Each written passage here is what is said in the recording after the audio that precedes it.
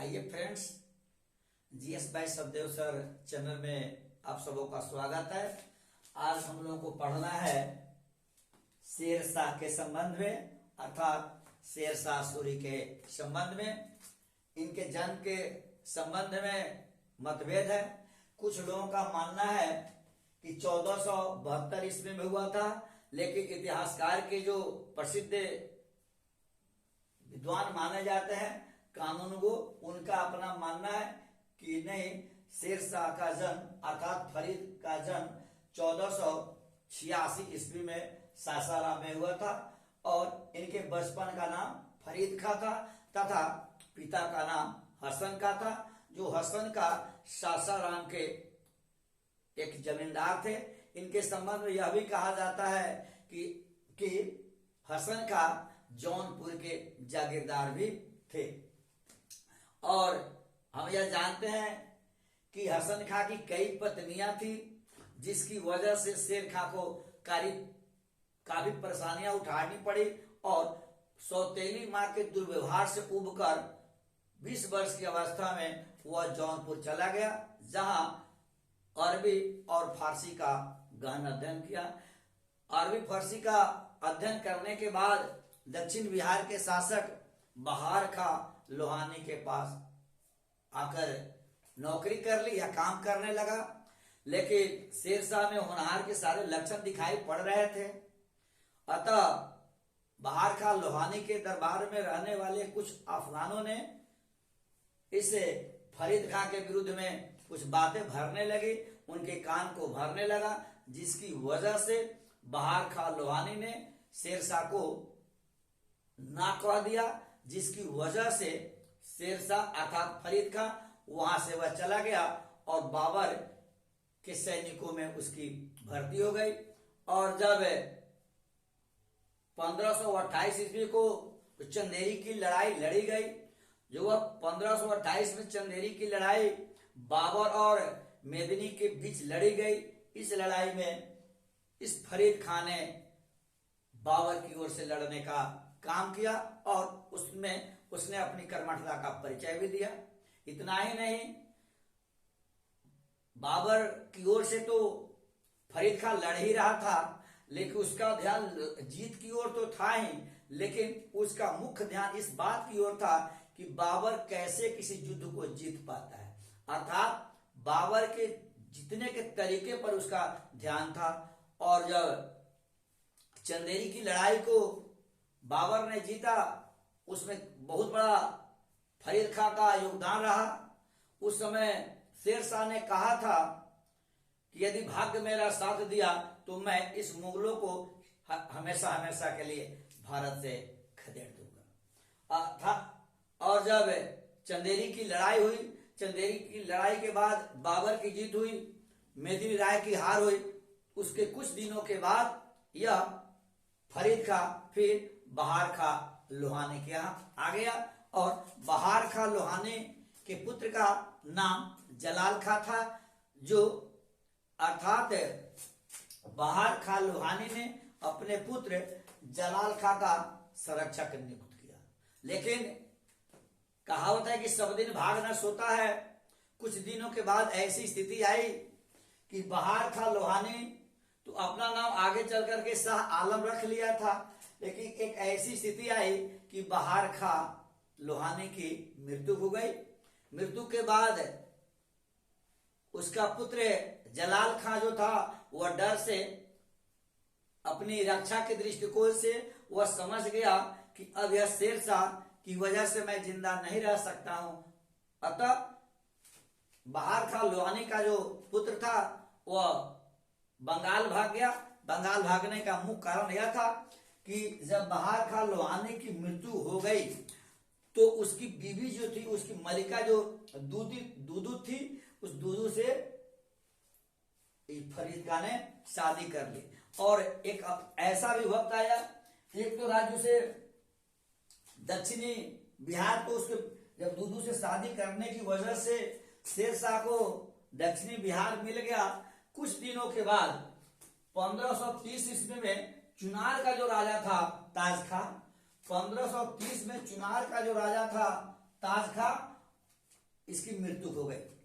आपसे पूछेगा 1530 में चुनार के किले पर किसका अधिकार था, तो लिखेंगे सूबेदार ताज खां का था। और 1530 में चुनार के सूबेदार ताज खां की मृत्यु जब हो गई तो इस फरीद खां ने इसकी पत्नी अर्थात ताज खां की पत्नी लॉर्ड मालिया से शादी कर ली और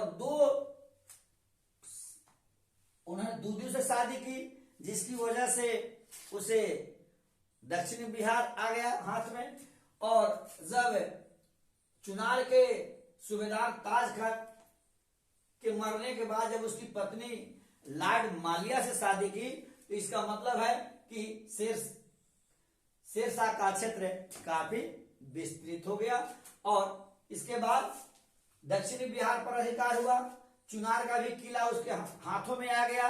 और जब 1537 में जब हुमायूं का ध्यान गुजरात की ओर था, भारत के पश्चिमेतर भागों की ओर था, उसका लाभ उठा करके शेरशाह ने 1537 ईस्वी में बंगाल पर अधिकार कर लिया।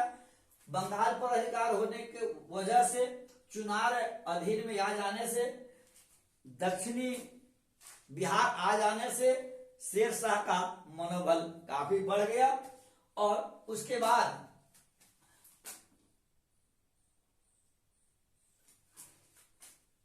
दूधू से शादी करने के बाद दक्षिणी बिहार पर अधिकार हुआ। लॉर्ड मालिया शादी करने के बाद चुनार का किला मिल गया। 37 में बंगाल को जीत लिया, जिसकी वजह से इसके सैनिकों की भी संख्या बढ़ गई। अतः वह अब यह सोचने लगा कि अब मैं भारत का जो शहंशाह है हुमायूं, उससे लड़ाई लड़े।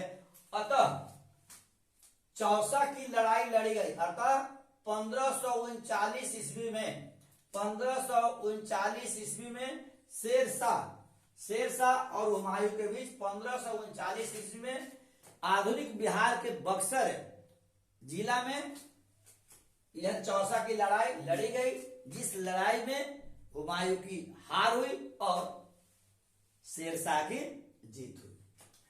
तत्पश्चात कुछ दिनों के बाद पुनः हुमायूं, वो तो शासक था ही, शासक बनने के दृष्टिकोण से फिर आगे बढ़ा। अतः जिस चौसा की लड़ाई जो 1539 ईस्वी हुई, वो उसमें हुमायूं की हार हुई।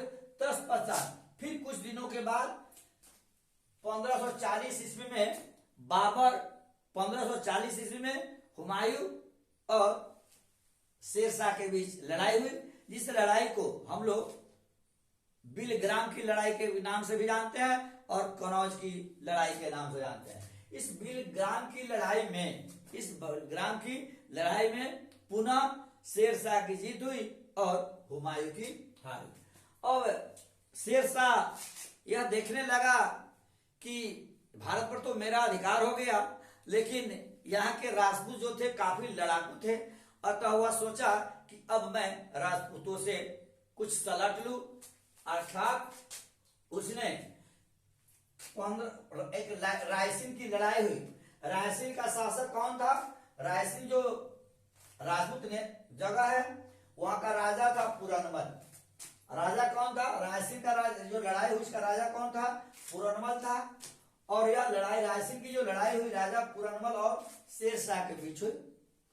इस शेरशाह ने इसमें रायसीन के जो राजा थे पुरनमल, उसको काफी धोखा देने का काम किया। शेरशाह ने कुरान लेकर हाथ में कसमें खाई कि मैं रायसीन को कभी लूटने का काम नहीं करूंगा। वह कुरान लेकर कसमें खाई, जिससे राजा पुरनमल को विश्वास हो गया। लेकिन वह कुरान को लेकर कसमें खाई, लेकिन उन्होंने जब पुरनमल उसकी बातों पर विश्वास कर लिया, तत्पश्चात शेरशाह ने रायसीन को लूटने का काम किया, जिसमें लड़ाइयां हुई, जिसमें राजा पुरनमल की हार हुई और शेरशाह की जीत हुई। यह राजा पुरनमल, यह रायसीन की बात आएगी तो अब यह जरूर एक शब्द याद रखेंगे कि वह कौन सी लड़ाई थी या कौन सा राजा था जिसके समक्ष शेरशाह ने कुरान लेकर कसमें खाई थी। तो राजा का नाम याद रखेंगे पुरनमल और लड़ाई का नाम रखेंगे रायसीन की लड़ाई। फिर उसके बाद मारवाड़ की लड़ाई 1540 में मालदेव और शेरशाह के बीच हुई। मरवाड़ की लड़ाई की स्थिति यह है कि मालदेव बहुत सुलझा हुआ शासक था, लेकिन शेरशाह ने एक पत्र लिखवाया, खुद लिखवाया और मालदेव के पास यह भेजवा दिया कि उसके अपने लोगों के तरफ से लिखवाया, लेकिन खुद लिखा कि हम लोग अब शेरशाह से लड़ाई करना नहीं चाहते हैं, अतः मिल जाना ही अच्छा होगा। और जब इसकी जानकारी हुई, अब जब इसकी जानकारी मालदेव को हुई कि मेरे ही लोग लड़ना नहीं चाहते हैं और वह सरेंडर करने की स्थिति में आई, तो अचानक शेरशाह की सेना जो है वो शेरशाह की सेना मरवाड़ पर अर्थात मालदेव पर टूट पड़ी, जिसमें इसमें जो कई हजार सैनिक थे जो मारे गए और मरवाड़ की लड़ाई जो 1544 में हुई उसमें शेरशाह की जीत हुई। आपको मरवाड़ रायसेन की लड़ाई कब हुई याद रखने की जरूरत है। मारवाड़ की लड़ाई कब हुई याद रखने की जरूरत है। रायसेन की लड़ाई जो किसी राजा का नाम याद रखने की जरूरत है। मरवाड़ के यह भी मालदेव या रायसेन की जो लड़ाई हुई पूरनमल और शेरशाह के बीच हुई।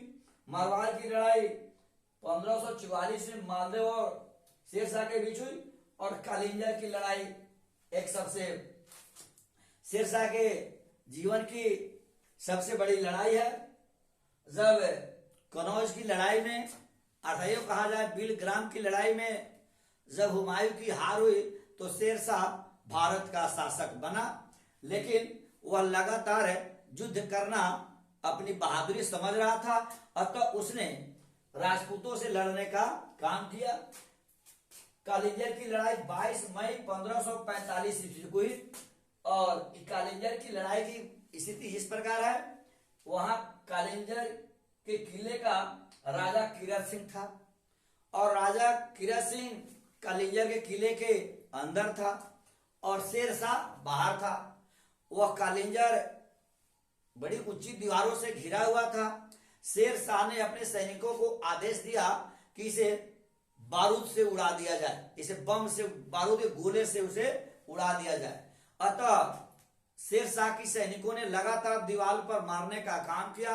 वही बम आकर के बारूद के खजाने में उसकी एक चिंगारी आई, जिसमें और उसके बगल में ही शेरशाह खड़ा था और आगे की चिंगारी जब बारूद के खजाने में आई, ढेर में लगी, तो शेरशाह वहां झुलस गया। लेकिन अंतुगतवा इस कालिंजर की लड़ाई में कीरत सिंह की हार हुई और शेरशाह की जीत हुई। जीत की बात सुनते ही उसकी मृत्यु 22 मई 1545 ईस्वी को हो गई।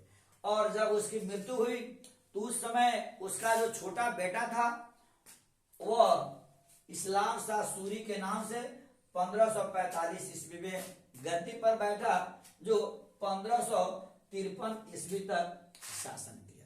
तो इसमें मुझे कुछ बातों पर ध्यान देने की जरूरत है कि उसने शेर खां की उपाधि, शेरशाह को शेर खां की उपाधि किसने दी, तो मुझे याद रखने की जरूरत है कि शेर खां की उपाधि बहार खां लोहानी ने दी।